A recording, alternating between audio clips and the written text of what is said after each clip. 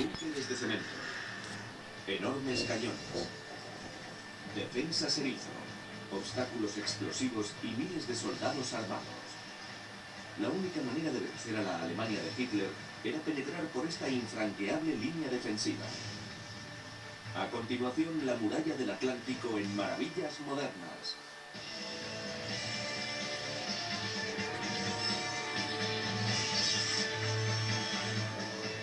Maravillas modernas.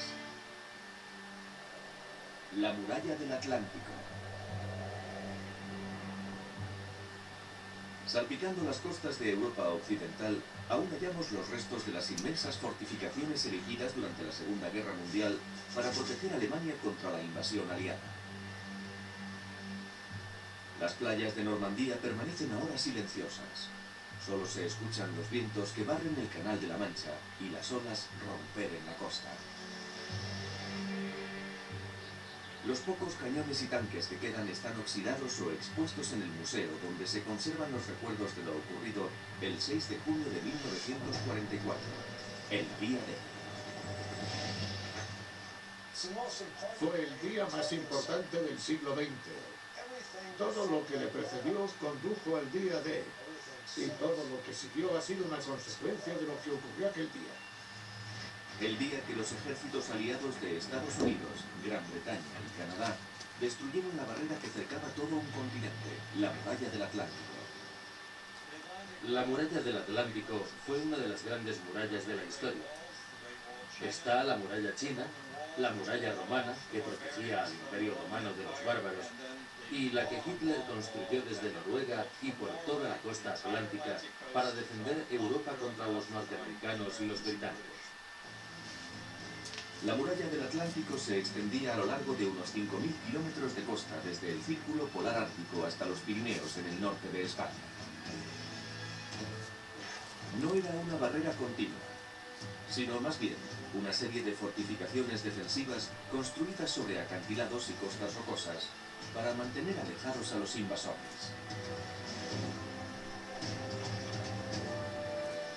Una de las características principales de la muralla del Atlántico eran los búnkeres de cemento. Sus cañones de grueso calibre se dirigían contra una posible flota invasora.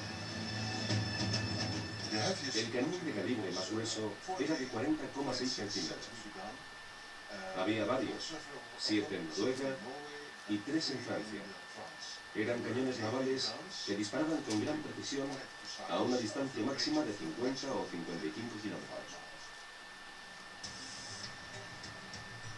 Los búnkeres servían además como puestos de observación, arsenales, centros de comunicación, cuarteles y almacenes de suministros y alimentos para los hombres de la muralla. En Bélgica, al sur de Ostende, existe todavía una sección de la que fue la célebre muralla del Atlántico. Aquí podemos ver el puesto de control de tiro de una batería artillera costera. Esto que hay aquí es un cañón antiaéreo. Y hay algo muy particular que todavía se conserva. Un sistema de trincheras cubiertas.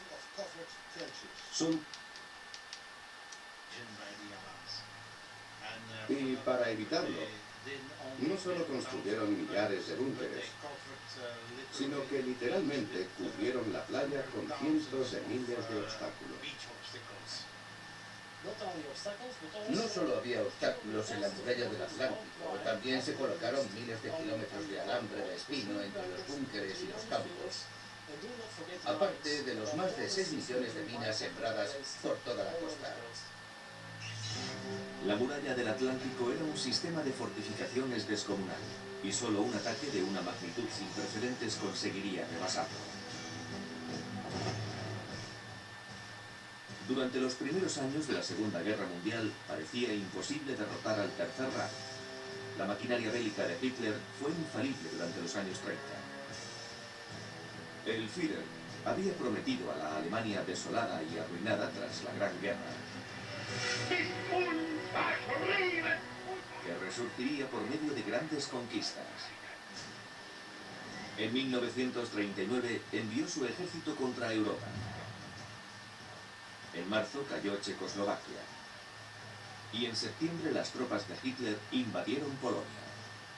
Gran Bretaña y Francia declararon la guerra a Alemania, pero poco pudieron hacer para detener la Blitzkrieg.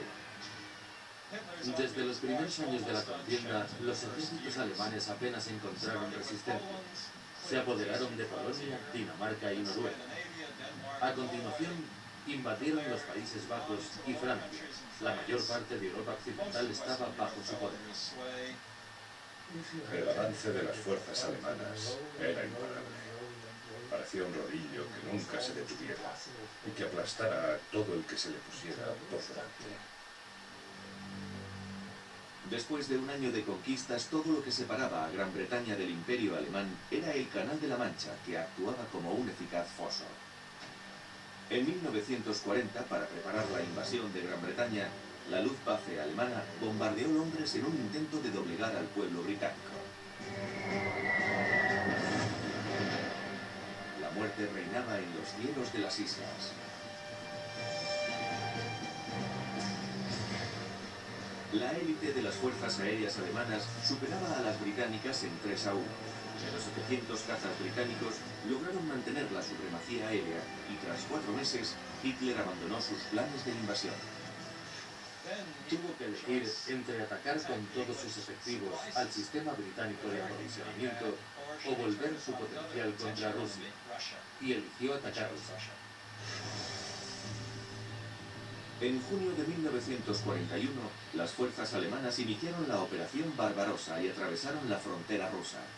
Hitler, además, tenía que proteger miles de kilómetros de la costa occidental de Europa, pero la mayor parte de sus soldados estaban combatiendo en el frente oriental.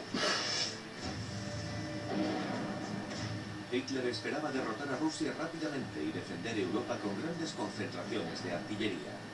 Para ello colocaron cañones en puertos de Bélgica, Holanda y Francia. Pero en el este, los rusos se defendieron con tenacidad y el avance alemán se estancó con la llegada del invierno. Cuando Hitler envió más soldados para derrotar a los soviéticos, fue necesario concebir un nuevo plan para proteger el frente occidental. La solución fue una muralla que defendiese kilómetro a kilómetro la costa entre Dinamarca y España. Y la idea de Hitler pasó de ser un modesto sistema defensivo a una fortaleza inexpugnable. Lo único que podían hacer los alemanes era proteger la costa con fortificaciones o baterías de artillería. No disponían de soldados y divisiones acorazadas suficientes, así que tuvieron que construir búnkeres de cemento. Pero contaban con material y mano de obra, y la alternativa para defender Europa fue construir una muralla en el Atlántico. Finalmente Hitler dio la orden. El problema consistía en cumplirla con recursos limitados, en territorio ocupado y en plena guerra. Los alemanes habían luchado en la Primera Guerra Mundial y sabían cómo construir trincheras. También conocían el armamento necesario para mantener una posición y pusieron en práctica esos conocimientos. El primer objetivo era fortificar los puertos donde los aliados pudieran desembarcar sus tropas. Y además, de los puertos que iban desde el norte de Holanda hasta el sur de Francia, reforzaron las bases de los Schlieffen. Práctico era el lugar más favorable para una flota invasora. Desde Calais, los aliados podían marchar directamente contra Alemania, a solo unos cientos de kilómetros. Pero el 7 de diciembre de 1941, los japoneses lanzaron un devastador ataque contra Pearl Harbor y el rumbo de la guerra cambió cuando Estados Unidos declaró la guerra a Japón. 3 días más tarde, Hitler declaró la guerra a los Estados Unidos. No sabemos muy bien el motivo, pero lo hizo. Debió de creer que sería muy fácil eliminar a esos norteamericanos, blandos y afeminados, criados por los Boy Scouts. Aunque los norteamericanos deseaban vengarse de Japón, Estados Unidos y sus nuevos aliados acordaron que Alemania era prioritario. La estrategia bélica se diseñó un mes después de Pearl Harbor. Primero sería Europa. Cruzaríamos el canal para llegar a Alemania. Esa fue nuestra estrategia desde el principio. En agosto de 1942, los aliados desembarcaron en el puerto de Dieppe, en Francia. Se hizo en parte para contener a los rusos que presionaban para que se abriera un segundo frente europeo. En el desembarco de Dieppe intervinieron 6.100 soldados, entre canadienses, británicos y norteamericanos.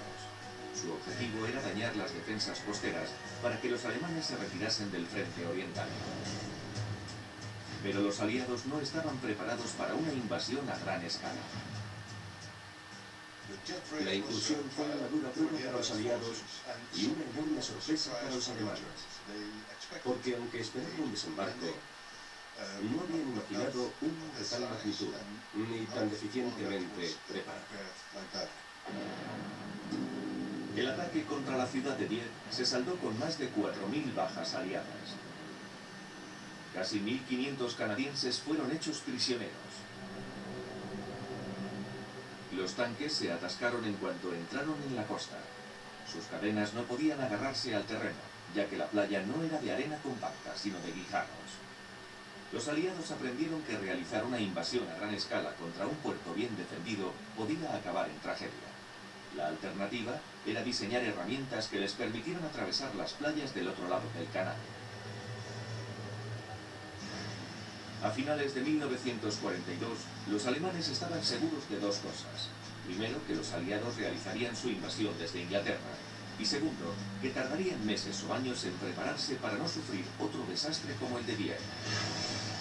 Por tanto, Hitler tenía tiempo suficiente para construir su inexpugnable muralla.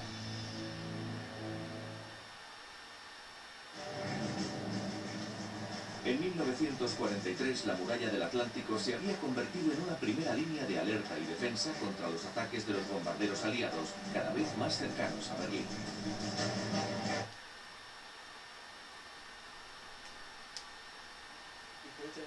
Fue el único territorio británico que ocuparon. Hitler ordenó fortificar las islas con búnkeres y pesados cañones, y colocó artillería antiaérea por todas partes. Así evitaría que los aliados las pudieran utilizar como base para saltar sobre Francia. Aquello fue una medida propagandística porque era la única parte de Gran Bretaña que ocuparon.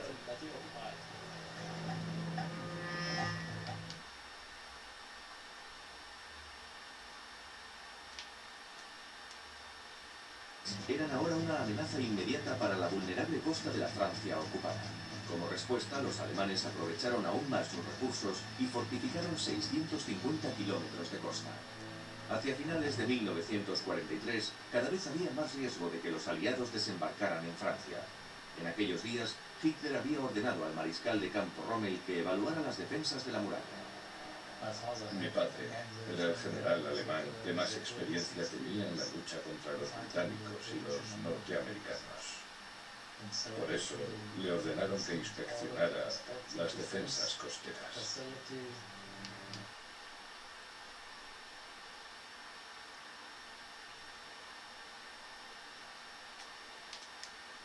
Gran desventaja. La armada aliada tendría que recorrer unos 200 kilómetros por el Canal de la Mancha, una distancia 5 veces superior a la de Calais. Además, el desembarco en Normandía situaba a los aliados más lejos de su objetivo, Alemania. Sin embargo, esa playa también tenía una ventaja. Los alemanes no habían fortificado la zona tanto como otras partes de la muralla.